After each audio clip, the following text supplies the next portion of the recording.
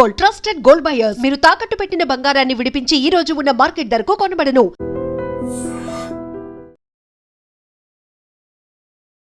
Hello views, welcome to iDream media. Recent గానే మహిళా దినోత్సవ శుభాకాంక్షలు ప్రతి ప్రాంతంలో గ్రాండ్ గా సెలబ్రేట్ చేసుకున్నాం. సో మగవాళ్ళ కోసం మగవాళ్ళంతా కూడా ఒక దంపుడు విన్యాసాలు ఇచ్చారు. కానీ కొన్ని సంఘటనలు చూస్తుంటే అసలు వారు అనే మాటలకి చేసే చేష్టలకి ఎక్కడ పొంతం లేనట్టు కనిపిస్తుంది.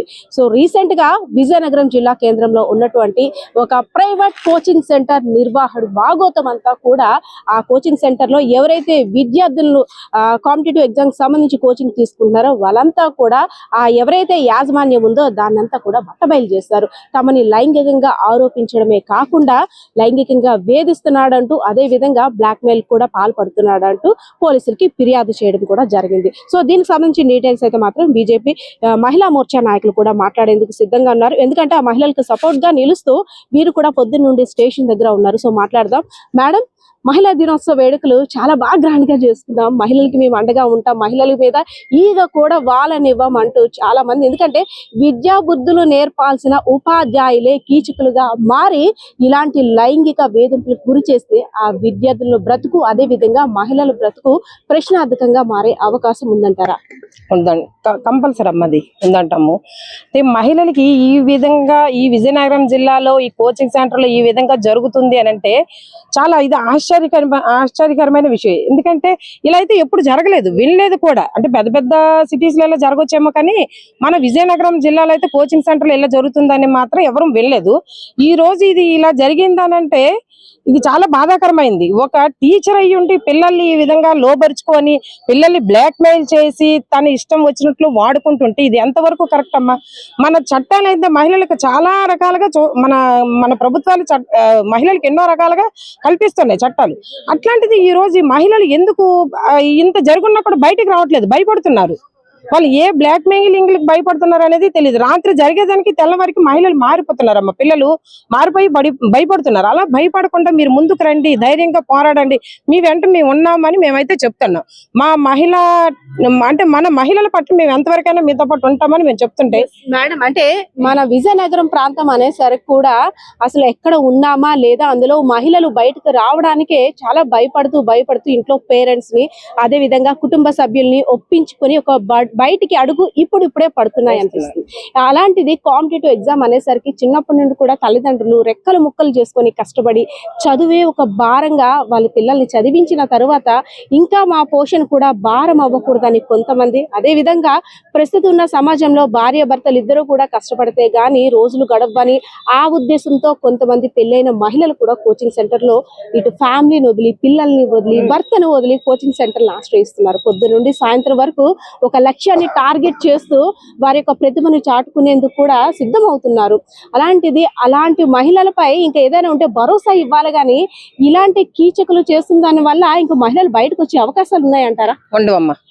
ఇక్కడ ఇలా జరుగుతుంది అని అంటే ఏ పేరెంట్స్ కూడా ఆలోచిస్తారు కదా, అమ్మ అక్కడికి వెళ్తే ఇలా జరుగుతుంది, కోచింగ్ సెంటర్లు ఇలా ఉంటాయంట, ఇంకా పిల్లలు ఇంట్లో ఉండి చదువుకోవడమే మంచిది, ఇలా వెళ్తుంటే మన పిల్లల బ్రతుకులు ఏమవుతాయి, పేరెంట్స్ అలా ఆలోచిస్తారు. తర్వాత ఫ్యామిలీస్ కూడా అలాగే ఆలోచిస్తుంటాయి. అలా ఆలోచించేటప్పుడు మహిళ బయటికి రావడానికి భయపడుతుంది, మహిళ అనేది బయటికి రావడానికి చాలా భయపడుతుంది. ఇలాంటి ఇది లేకుండా మనము మహిళలకి సరైన భరోసాని ఇవ్వాలనే ఆలోచనతో మేము మార్నింగ్ నుంచి కూడా అక్కడ ఇన్స్టిట్యూట్ కి వెళ్ళాము, వాళ్ళతో మాట్లాడి తర్వాత ఇక్కడికి కూడా వచ్చి వీళ్ళందరికీ ధైర్యం చెప్తూ ఉంటున్నాము. తన సిఐ గారు కూడా చెప్తున్నారు, అమ్మ ఇది చాలా పెద్ద ఇష్యూ, చిన్న ఇష్యూ అయితే కాదు, మీరు భయపడొద్దు, మీకు జరిగేది చాలా అన్యాయం అని ఆయన కూడా చెప్తున్నారు, మేము చెప్తున్నాము. ఈ పిల్లల కోసం అయితే మేము ఎంతవరకైనా పోరాటానికి సిద్ధంగానే ఉన్నాము. ఎస్ మేడం, అంటే పొద్దు నుండి కూడా నిన్నటి వరకు కూడా చాలా స్ట్రగుల్స్ ఫేస్ చేస్తున్నారు ఆ విద్యార్థులు ఎవరైతే బాధితులు ఉన్నారో. అంటే సెక్షువల్ అబ్యూస్మెంట్, వాళ్ళని లైంగికంగా మాటలతో పాటు తాకరాని చుట్ట తాకడం, అదే విధంగా లైఫ్ సెటిల్మెంట్ కోసం మీరు నేను చెప్పిన దానికి అంగీకరిస్తే మీకు ఉద్యోగాలు వేయిస్తారని ఒక్కొక్క రకంగా ఆశ చూపి వాళ్ళని లోబర్చుకున్నాడు అనేసి కూడా ఆరోపిస్తున్న పరిస్థితి కనిపిస్తా ఉంది.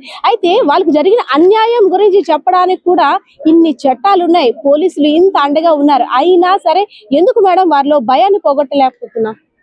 మనది భారతీయ సంస్కృతి అండి. భారతీయ సంస్కృతిలో ఏంటంటే రక్షణ కవచంలో ఉండేది ఆడపిల్ల. కానీ మనకి ఎంతో మంది శక్తులు ఉన్నారు. ఝాన్సీ లక్ష్మీబాయి, రుద్రమాదేవి, పల్నాటి వాడి నుంచి ఏలిన వాళ్ళు ఉన్నారు, యుద్ధాలు చేసిన వాళ్ళు ఉన్నారు, సరోజిని లక్ష్మి గారు ఉన్నారు. కానీ ఈ రోజు అమ్మాయిలు బయటకు రాలేకపోవడానికి కారణం కూడా ఉందండి. వారు చదువు కోసం ఉద్యోగం సాధించాలి అనే తపనతో వెళ్ళారు. ఒక ఉద్యోగం సాధించాలి, సొసైటీలో నాకు గుర్తింపు ఉండాలి అనే తపనతో అక్కడ మాక్సిమం మ్యారీడ్ అమ్మాయిలు ఉన్నారండి. మ్యారీడ్ అమ్మాయిలు ఉన్నారు అంటే వాళ్ళ భర్త ఎంత సపోర్ట్ చేస్తే వాళ్ళు బయటకు వస్తున్నారు. అటువంటి సపోర్ట్ చేసే భర్త నేను ఇలా ఫేస్ చేశాను అని చెప్తే అతనంతా హర్ట్ అవుతారు, తనంత అంటే డిప్రెషన్కి వెళ్ళిపోతారు. నా భార్య ఇలా ఇబ్బంది పడిందా నేను బయటికి పంపడం వల్ల అని అమ్మాయిలు బయటకు చెప్పుకోలేక దాచుకోలేక సతమతం అవుతూ చాలా ఇబ్బంది పడ్డారనమాట. ఆయన చేసిన హెరాస్మెంట్స్ చాలా, అంటే ఇన్స్టిట్యూట్ పెట్టిన దగ్గర నుంచి ఆయన ఇదే పాలసీలో రన్ అవుతున్నాడంట. కానీ ఈ రోజు అమ్మాయిలు ఏంటంటే బయటకు వచ్చారు. బయటకు వచ్చిన తర్వాత మా పార్టీ తరఫు నుంచి అందరూ సపోర్ట్ చేసి మీకు ఎందుకమ్మా భయం లేదని చెప్పాము. ఈరోజు మనం శాటిలైట్లు పెడుతున్నామండి, అంతరిక్షంలోకి వెళ్తున్నామండి. విజయనగరంలోని ఇంతవరకు ఒక అమ్మాయి ఇన్స్టిట్యూట్కి వెళ్ళి ఇలా బాధపడింది అని ఇంతవరకు మనకు తెలియదండి. ఎన్నో కోచింగ్ సెంటర్స్ ఉన్నాయి. నేను కూడా కోచింగ్ సెంటర్కి వెళ్ళి కోచింగ్ తీసుకుని LLB కంప్లీట్ చేసి ఈ రోజు ఇలా ఉన్నాను. అలాంటిది ఈ రోజు ఆయన ఆ ఇన్స్టిట్యూట్ని ఏ విధంగా వాళ్ళ ఇంటి వాళ్ళు మాకు తెలియదు అని చెప్పారంట. అమ్మాయిలు అంటే ఇన్నోసెంట్ అమ్మాయిలు చదువుకుని ఉద్యోగం సాధించుకోవాలనుకునే అమ్మాయిలు ఆయన ఇంటికి వెళ్ళిపోయారంట, కోపాన్ని తట్టుకోలేక. ఇంటి వాళ్ళన్నా న్యాయం చేస్తారు అని. కానీ వాళ్ళు మాకు అసలు ఏమీ తెలియదు, ఏం జరుగుతుందో మాకు తెలియదు అని చెప్పారట. ఓకే, వాళ్ళకి తెలియకపోవచ్చు.